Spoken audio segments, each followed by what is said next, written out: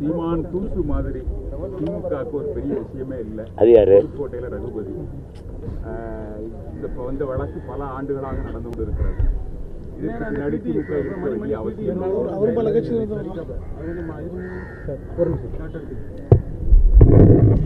இந்த உலகத்துக்கே தெரியும் யார் இந்த வேலையை செய்யறான்ட்டு.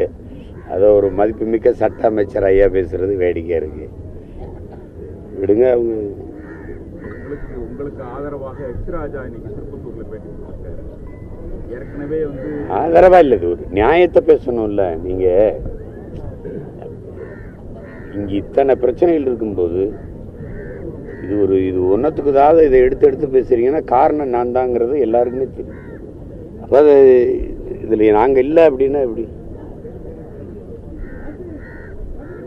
நாங்க இல்லைன்னா எப்படி?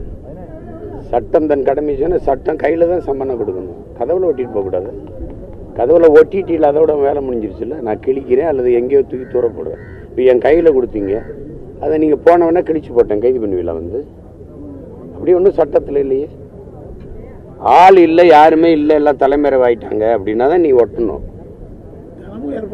வேணாமல் பேசிட்டு இருக்கிறேன். இங்கே காலையில் பேசுகிறேன், இப்போ போகும்போது இப்போ ஆர்ப்பாட்டத்தில் கேட்பீங்க, அப்புறம் திருப்பி போகும்போது கேட்பீங்க.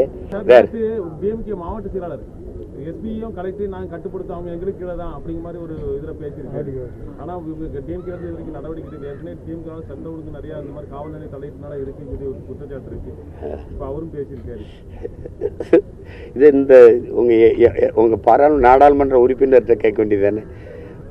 கார்ல ஏன்டா அந்த டிஎம்கே கொடியை கட்டிட்டு இப்படி போய் பொம்பளை பிள்ளைய கேள்வி பண்ணீங்கன்னா அது இப்படி போனாதான் டோல்ல சும்மா விடுவாங்க. அப்ப சீட்டிங் தானே.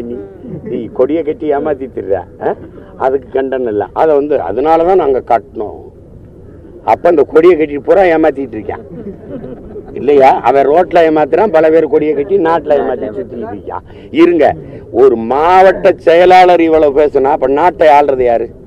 இந்த மாவட்ட செயலாளருக்கு தெரியாம கள்ளச்சாராயம் காய்ச்சிடுறான்னு பேசுறது யாரு?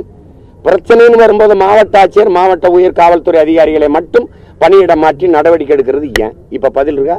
யார் பதில் சொல்லுவா? மாவட்ட செயலாளரே இவ்வளவு பத்தி எனக்கு தெரியாம நீ எஸ்பி நான் சொல்ற இடத்துல காயத்து பண்ண நான் சொல்றதை கேட்கணும்னா அப்ப நீ சொல்றதை கேட்டுதான் நான் சாராயம் காய்ச்சிருப்பான். அமைதியா இருக்கிய, கேள்வியை கேட்டு ஆமாவா இல்லையா? கேள்வி ரெண்டு பேருக்கும் பொதுவானது.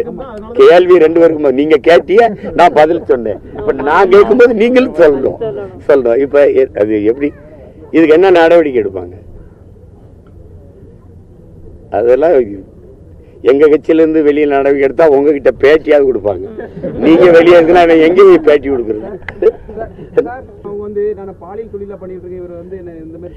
பழகிறது, அப்புறம் வெளியில போய் வம்படியா வழக்கு கொடுக்கறது, அது மிரட்டி பணம் கேட்கறதுன்னா இங்க பாருங்க.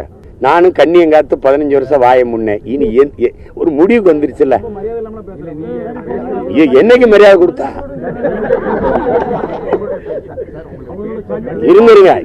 இப்ப நீங்க நீ கண்ணியமா பேசணும்ல. நீ எங்க குடும்பத்தை என்னையெல்லாம் மரியாதை எல்லாம் பேசுறானா அந்த இனி என்னை காதலிச்சுங்கிறது இதெல்லாம் அப்ப எவ்வளவு பெரிய ஏமாற்று? ஒரு பணம் பறிக்கிற ஒவ்வொரு தடவை இடைமறிச்சு ஆங்கிலத்துல பிளாக்மெயில்ங்கிறோம்ல, இடைமறிச்சு பணம் பறிக்கிற ஒருத்தருக்கு பேர் என்ன சொல்வீங்க? நான் சொன்னது தப்பு, நீங்க சொல்லுங்க. பேர் என்ன வைப்பீங்க சொல்லுங்க. அப்புறம் மானம் கட்ட நீங்களே பேசின தன்மானத்துக்காக போராடுற மகன் எப்படி பேசணும்? மானத்துக்காக உயிரை விட்டா இனத்தின் கூட்டத்தில் வந்தவன் நான் எப்படி பேசணும்? அது கொஞ்சம் கவனமா பேசணும்ல எல்லாரும். தம்பி, இதுக்கு முன்னாடி நீங்க சந்திச்ச ஆளுகள்லாம் வேற, இப்போ உங்க முன்னாடி நிக்கிற ஆள் வேற. நீங்க மறுபடியும் சொல்றேன், வரலாற்றிலேயே நீங்க இப்பதான் சரியான எதிரியை சந்திக்கிறீங்க. புரியுதா? கவனமா கையாளுங்க. பிரசாந்த் கிஷோர் சொல்லியிருக்காப்ல, அடுத்த எலெக்ஷன்ல வரக்கூடிய 26 தேர்தலில் தனியா தான் நிக்க போறாரு விஜய் அப்படின்னு சொல்லி உங்களுடைய பார்வை தொடர்ந்து தனியா? அதை நான் வரவேற்கிறேன், வாழ்த்துறேன். நன்றி, வணக்கம். நாம் தமிழர்.